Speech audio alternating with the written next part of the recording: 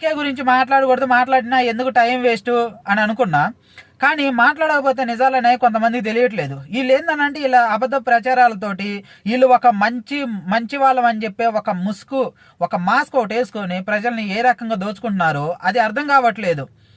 చాలామంది ఒక భ్రమలో ఉన్నారు. మన దేశంలో ఉన్న ప్రజలు ఇప్పుడు ఎలా తయారయ్యారంటే ఎవడన్నా ₹1 ఇస్తే వాడు దేవుడు.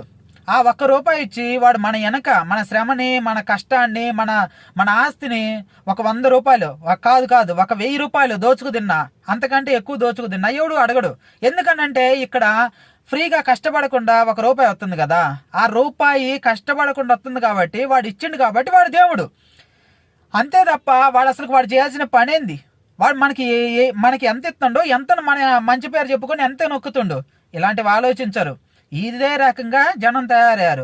అందువలన కనీసం ఎవడైనా ధైర్యం చేసి ఒక్కడ మాట్లాడకపోతే మిగతా వాళ్ళకి ఎవరికి నిజాలు తెలియవు. కనీసం ఒక్కడికన్నా తెలుసుకొని మారితే అప్పుడు అర్థమైద్ది ఇలా గుట్టింది.